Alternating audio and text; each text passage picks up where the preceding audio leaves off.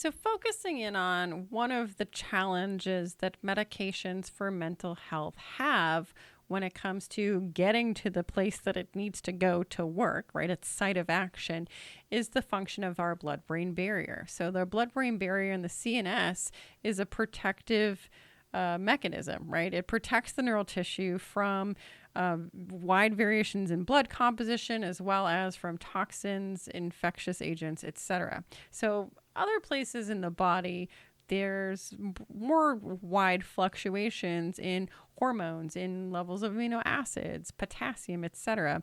And the body can kind of handle that, but the brain is much more sensitive. So there's an extra layer that helps to keep those larger variations from happening. Okay. The protection is a physical barrier, and it helps to regulate the control of basically substances passing through it. So there's not as much variation in the fluid that reaches the brain. Okay. And part of the challenge there is we have to develop drug products that are able to bypass the blood-brain barrier.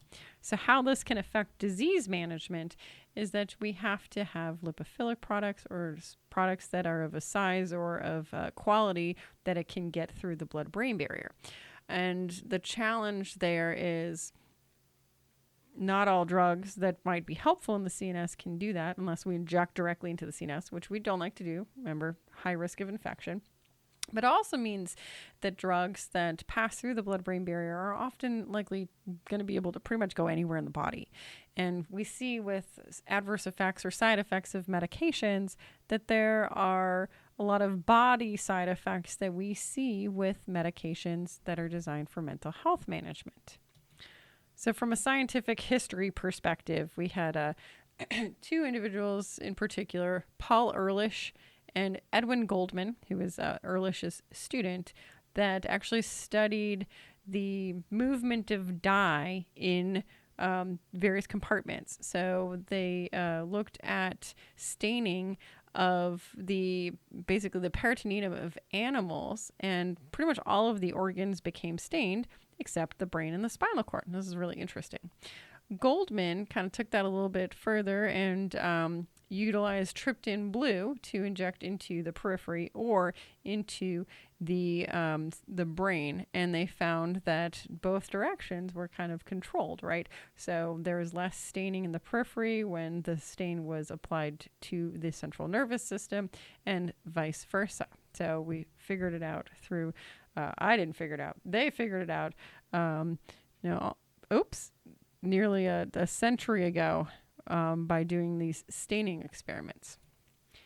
So we talked about the blue dye experiments. We also have to think about the actual capillaries and the junctions that are created. So some substances can cross, and that's why we know that it's selectively permeable, right?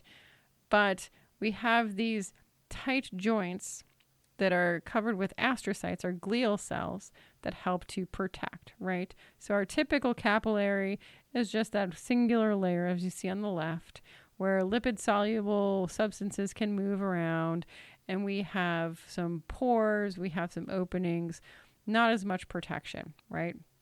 Now with the brain tissue, we have options for carrier-mediated transport, which oftentimes uses energy to do so, and we really don't have these pore passages that are available, right?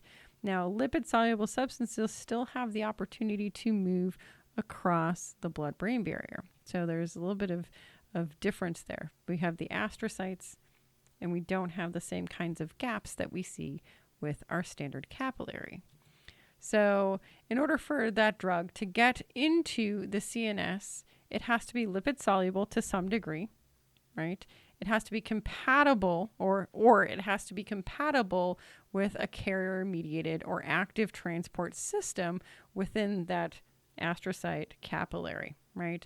There are things that can diffuse that are quite easy to do, like gases, water, those small lipophilic molecules, but we really have to think about products that can make its way. Now, really, really tiny molecules that come to mind that cross over very easily include things like nicotine and caffeine and carbon dioxide. Those things move through very, very easily, right? Low molecular weight drugs that are lipophilic can still move through as well. We also have to take into consideration that there are factors that can affect the integrity of the blood-brain barrier. So, for example, if someone has bacterial meningitis, they will experience swelling of the blood-brain barrier, and that inflammation or swelling can actually increase permeability of the blood-brain barrier, which we sometimes use to our benefit so that we can deliver antibiotics or anti-infectious products into the meninges or into the nervous system to treat that infection. So sometimes inflammation here can be helpful from the treatment perspective, but we really do have to hit some of these very specific properties in order for a drug to be able to pass through the blood-brain barrier.